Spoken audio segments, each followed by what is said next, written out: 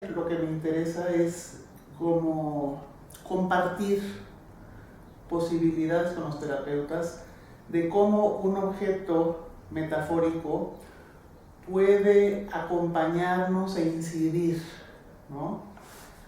Como cuando hay situaciones, o sea, muy cerradas, muy encapsuladas, que se dan en el terapeuta o la terapeuta, en la familia, en el sistema terapéutico o en alguno de los miembros de la familia, ¿no? Entonces, particularmente,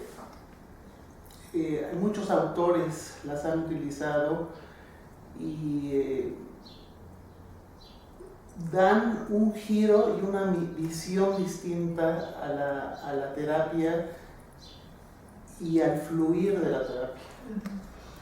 ¿Cómo entra el humor con la metáfora y el objeto metafórico para que incida tanto a la familia, a todo el sistema terapéutico? La familia viene con sufrimiento, con dolor, con situaciones que les afligen.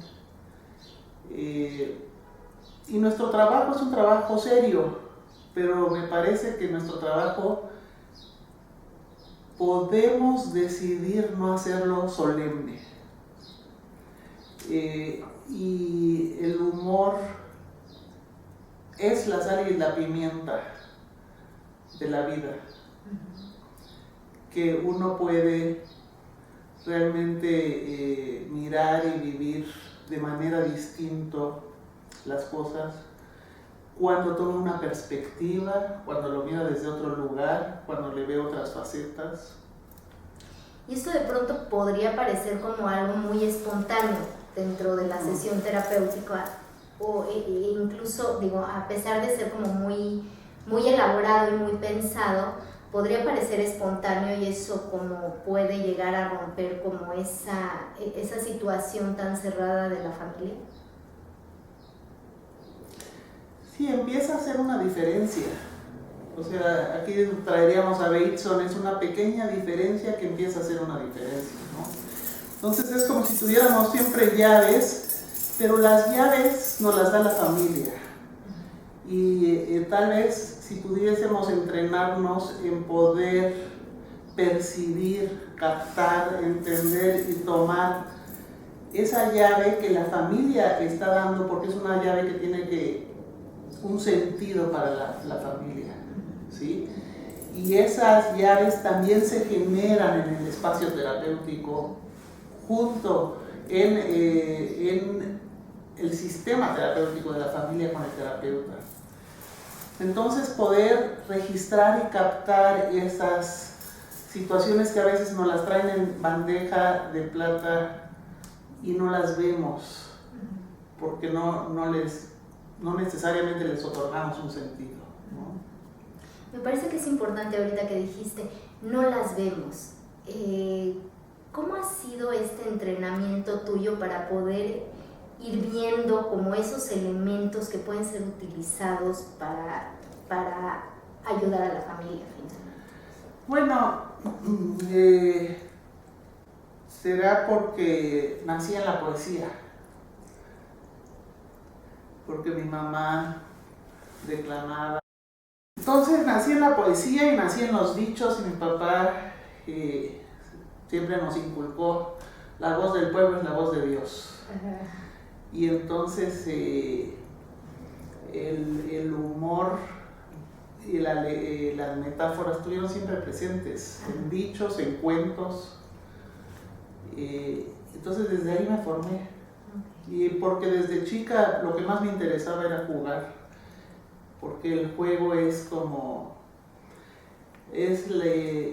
la posibilidad de utilizar la fantasía, de jugar y de mirar las múltiples perspectivas que tiene la vida. Desde entonces pensabas en esos círculos viciosos que se podrían convertir en virtuosos desde el humor.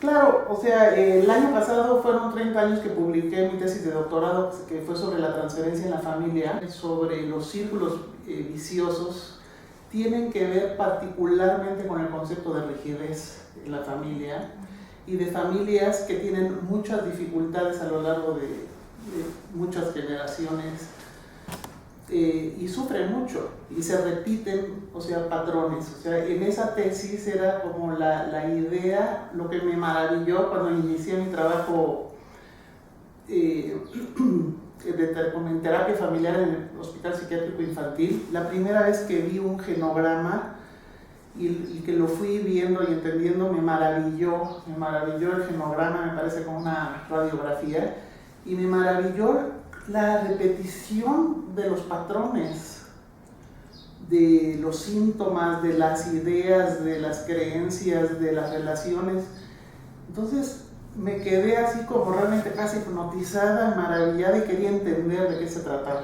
Por cierto, en el psiquiátrico infantil, cuando estaba yo en terapia familiar, ahí conocí a Nacho Maldonado y el grupo de colegas argentinos que llegaron por las situaciones de la dictadura, y el doctor Daniel Nares, les abrió las puertas muy generosamente del Hospital Psiquiátrico Infantil. Entonces desde ahí vengo yo rastreando como esta idea, y la trabajé y la he seguido trabajando. Pero, o sea, de hecho, los distintos ámbitos en los que he utilizado, como todo esto del trabajo con la metáfora, o sea, hicimos para el congreso que organizamos de Guadalajara, el internacional, que fue realmente muy especial.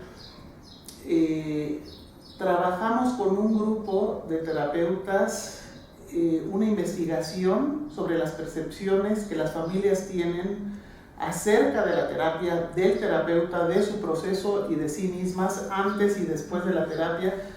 Fue así una investigación, o sea, realmente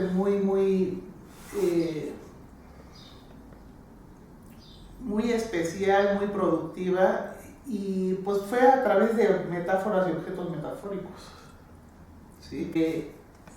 En el trabajo con los grupos de mujeres que viven violencia, lo trabajé, organicé y coordiné un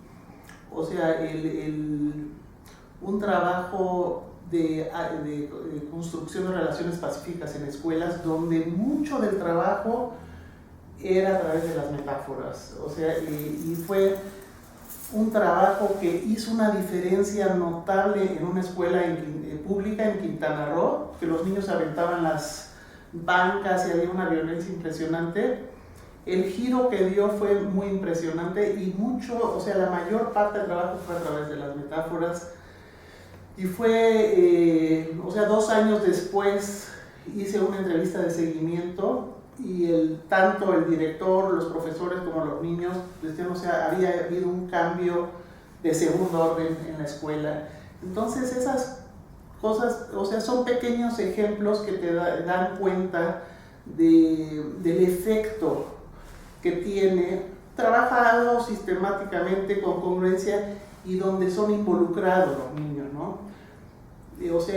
Por ejemplo, en un trabajo que asesoro de deportes para compartir, que es un programa que forma mejores ciudadanos desde la niñez, es a través también de juegos y deportes que se concientiza sobre los 8 objetivos del milenio de la ONU, donde los niños están contentos e involucrados y son conscientes de las problemáticas globales que tenemos en nuestro mundo, y desarrollan responsabilidad e iniciativas para hacer algo al respecto. Y no lo hacen porque las maestras o los maestros le dicen, tú tienes que tener conciencia de que tenemos problemas y tendrías que portarte bien. No es por ahí. O sea, el sentido de la metáfora y del objeto metafórico puede tener una incidencia en lo más profundo de las personas, ¿no? Lo más profundo. Y finalmente hace un cambio, como tú dices, de segundo orden en personas, en familias y en grupos. O sea, lo que ahorita estás comentando es en ejemplos mucho más de grupo, por ejemplo en escuelas, en niños, y esto hace que de pronto el estar como trabajando a través de metáforas se permita ver estos cambios, ¿no? Y son cambios que vas viendo como a largo plazo, a corto plazo, ¿cómo se van viendo? Se van, o sea, varía, no hay ninguna receta para cada persona y para cada familia es distinto, ¿no? Lo que sí es que empiezan así y cada uno a su tiempo y depende del sentido que le va dando, puede ir generando y haciendo como toda una serie de movimientos y para cada persona y para cada relación será distinta, ¿no? Me preocupan, o sea, parte de mi pasión es la supervisión. Yo trabajo con la terapeuta y el terapeuta con su persona y con los efectos que nos generan nuestro trabajo, o sea, y las restricciones a las que nos vemos sujetos. Porque hay situaciones que nos restringen, que nos limitan, nos atan y veamos, o sea, si podemos hacer pequeñas diferencias para liberarnos y dejar de estar constreñidos, ¿no? O sea, como permitirnos como terapeutas abrir posibilidades en nosotros mismos y en los otros. Exacto. O sea, donde todos quedamos restringidos, yo también, ¿no? Es de un terapeuta que se sentía absolutamente desesperado por una señora. Trabajaba con la familia, con jóvenes que estaban con problemas de adicciones y él hizo muy buena relación con los jóvenes, con el papá, pero a la señora, o sea, la tenía entre ceja y ceja y lo desesperaba y llegó a una sesión la señora sola y el terapeuta estaba echando chispas. Y yo, o sea, el problema también fue mío, porque, o sea, solamente después, un buen tiempo después que hice ese trabajo, me di cuenta que la que estaba atorada para empezar era yo. Porque dije, yo no puedo permitir, o sea, ¿qué voy a hacer en este trabajo donde el terapeuta prácticamente quería estaba desesperado y casi regañaba a la señora porque no le reconocía los cambios al hijo? Entonces tuve que hacerlo, o sea, dije, bueno, vamos a hacer un trabajo totalmente distinto. El terapeuta que llevaba muchos años en análisis, o sea, se conmovió muchísimo, o sea, porque la propuesta que hice fue que la señora le ayudara al terapeuta, que si podía ayudarnos con el terapeuta porque teníamos una situación que necesitábamos su ayuda y así fue. O sea, esta señora que no tenía voz en su familia, que estaba totalmente anulada porque todos eran hombres, porque vivía con la familia extensa del señor, no tenía, estaba desaparecida esa señora.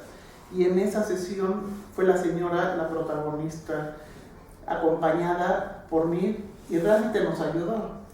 Flora, me parece que ese es un extraordinario ejemplo de lo que tú dices acerca de cómo un círculo vicioso se puede convertir en un círculo virtuoso, ¿no? Porque incluso el hablar de la familia, el hablar de la persona del terapeuta y el hablar de la persona del supervisor e incluirlos dentro del sistema de esta manera, me parece que empieza a generar cambios importantísimos en los tres lugares, ¿no?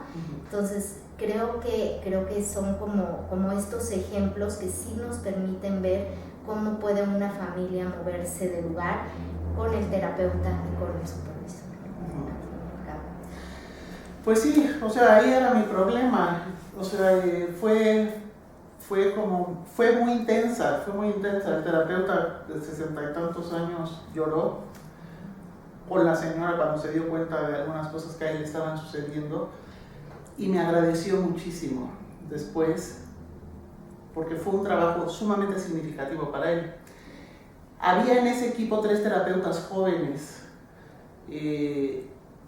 y estaban asustadísimas y me dijeron, oye Flora, ¿qué nos vas a hacer eso? O sea, ¿cómo nos harías eso a nosotras?